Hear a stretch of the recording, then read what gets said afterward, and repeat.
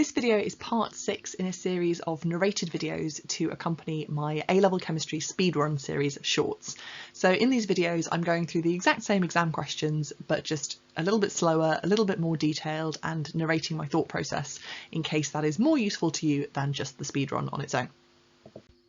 This video is the first one about equilibrium that I've done as part of this series, so we're starting nice and straightforward in that the maths in this is not going to be too complicated, but even so, if you're only just meeting equilibrium for the first time, then it can still be a little bit intimidating and hard to find your way around. So the first thing to notice here is that in the question they've given us they've told us that we've got sulfur dioxide and oxygen and sulfur trioxide in our starting mixture.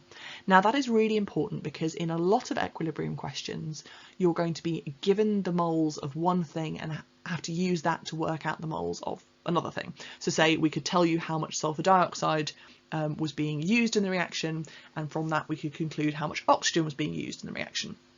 But where they've given us a mixture that contains all three to start with, it's not possible to do that. So straight away, I'm seeing that as a red flag. That's something that I could try to do and not be able to do, so just don't do it. The second thing that's really important here is that they've given me the volume.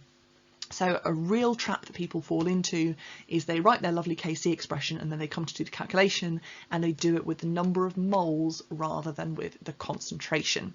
So it's really important that here we're going to need to use that volume that they've given me.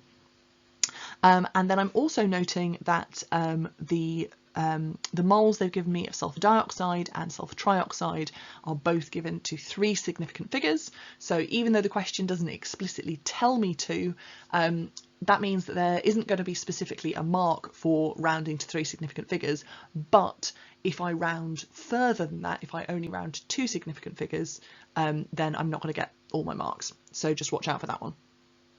And then finally, I'm going to work out what the moles of oxygen gas is in this equilibrium mixture. Okay, so I've been thinking for about 2 minutes and I'm now actually ready to start the question. First thing I'm going to do is to write out an expression for Kc, because there's always going to be a mark for that, even if I can't figure out what comes next. So here's my expression for Kc. As always, products on the top.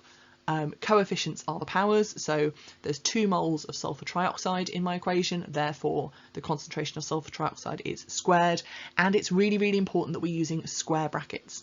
If you're in year 12 at the moment, it might not seem as important because Kc is the only equilibrium constant you've met, but when you get into year 13 you're going to meet Kp and Kw and Ka, and so it's really important that the whole point of Kc is that it's using concentration.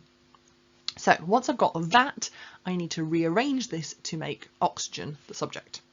So if I multiply both sides by oxygen and divide both sides by Kc, then I get this rearranged form of the equation. Now, as we mentioned, square brackets, super important for concentration, and I don't currently have concentrations. I currently have numbers of moles, so I need to do something about that. So concentration, the units are moles per decimeter cubed, in other words, moles divided by decimeters cubed. So for each one of these chemicals that are involved, I'm going to do the moles divided by 1.2 to get the volume. So my concentration of sulfur dioxide is going to be 0.06 divided by 1.2, and my concentration of sulfur trioxide is 0.072 divided by 1.2. And if I plug those in, then I get an expression that looks like this. So Kc, remember from the question, was 36. And that gives me a final answer, well, not a final answer, that gives me an answer for the concentration of oxygen of 0.04.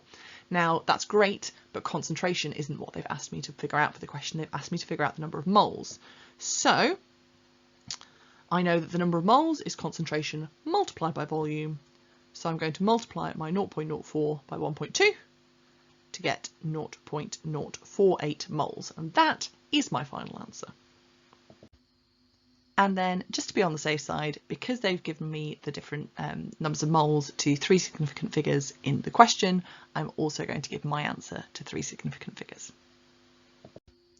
Thanks for watching, and I hope that you found this a useful video. If you are enjoying the series, then don't forget to like and subscribe, comment to let me know which topics you'd like me to cover, and also share the channel with your friends because it all helps it to grow. And I'll be back soon with some more A-level chemistry.